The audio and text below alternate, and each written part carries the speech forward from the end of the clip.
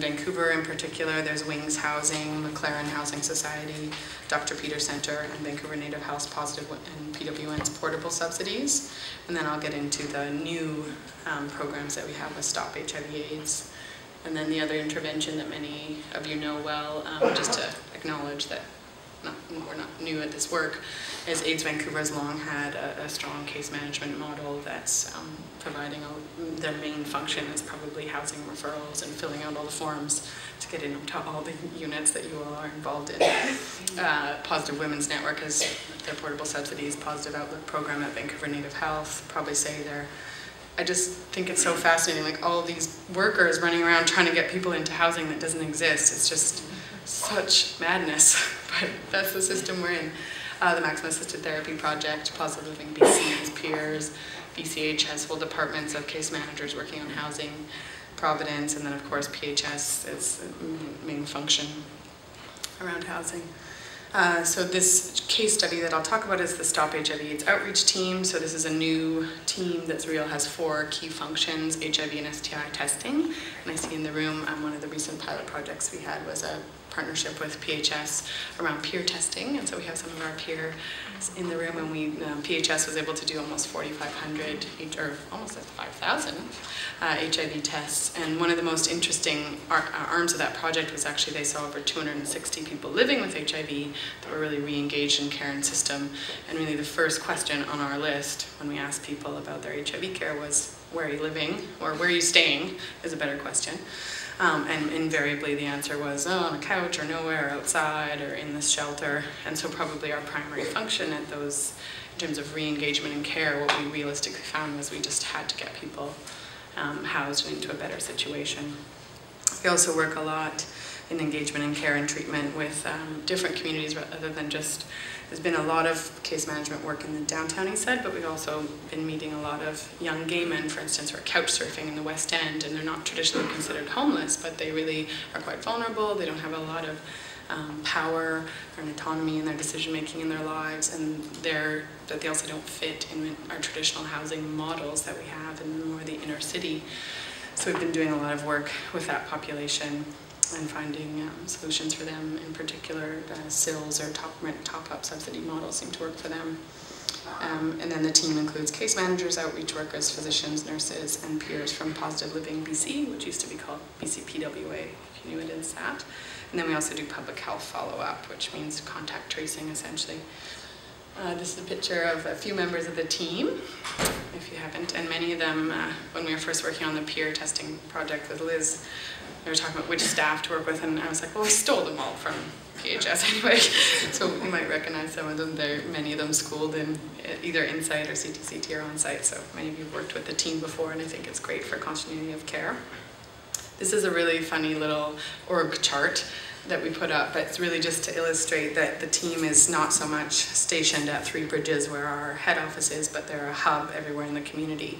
And so we have staff that are embedded in the PHS clinic, we have staff embedded at DCHC's MAP program, at Vancouver Native Health, but also at Spectrum Clinic in the West End, staff embedded in different housing partnerships. So it's really a kind of about expanding capacity of services that exist already, and then innovative and piloting some new things we haven't done before, and then creating improved coordination in the system. So if you have any patients living with HIV, you're welcome to refer them to us if they're not well connected.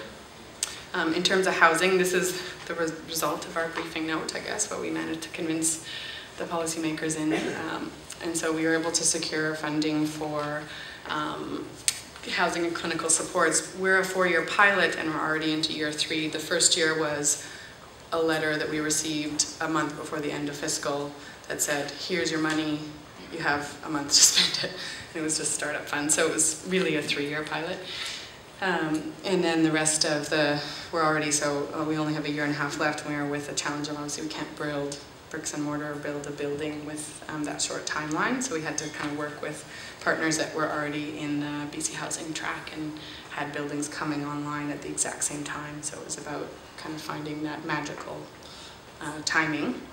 So borrowing from At Home and Chez Soi after meeting with Catherine, looking at what can you do also when you don't have secured funding and you know that the pilot's going to drop off really in 3 years. So we stole heavily the language from At Home in Cheswa, and you can see we have congruent housing, or supported housing units, 25 with Coast Mental Health. And that was our first project that went live, and was already, we have some outcomes from that. So it's the one in the middle. And we have 25 units there, and already are at baseline. So at intake, 8% of our clients had a suppressed viral load, so that's a pretty poor amount. And really only since August, we're already at 60% of the clients have a suppressed viral load. So it just shows you, that's really the outcome that our funders are most interested in. And you can see that dramatic difference, and with that comes improved health for those people.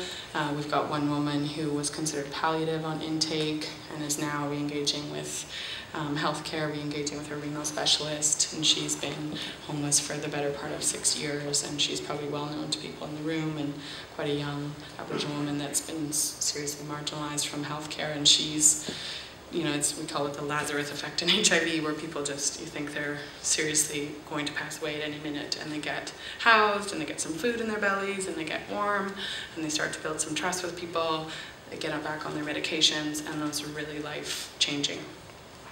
You've all probably seen that experience, but it's nice for us to have the Pacific Coast units. We also have a partnership with Rain City and Lookout and McLaren. And some of those are stabilization beds, so you can see 10 stabilization beds. They're not new beds, they're really about additional support to those beds and priority access. And then having nursing, etc., being there when someone's going on a new antiretroviral start therapy.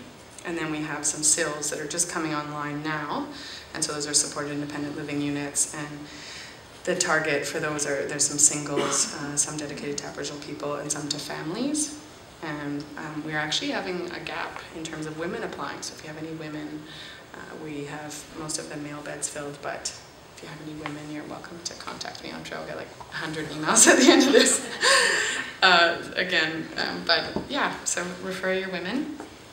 And you can just see some demographics there on the stats. This is just a picture of Pacific Coast, and Sean already touched on this, but it has been really moving, bringing people into a new building with this beautiful water view, and you know, for the first time having their own washroom, some of them, and actually having a safe space to be, and so that's just been really rewarding, but also scary to think what's going to happen when funding ends in a few years. We hope. BC Housing's here, I know, so hopefully we can make some partnerships, but like at Home in Cheswa, it's always a challenge. So just wrap up with some of the gaps that we see. We know from the early data from At Home in Cheswa that rental subsidies can be quite an effective intervention, and you saw it in the Chicago study. So that's something that would be really useful for many of our folks who actually are looking for a more independent living model. They're actually having a challenge in kind of congregate settings. Some of our sites do have rules like guest policies, etc., which is a challenge and not what people want.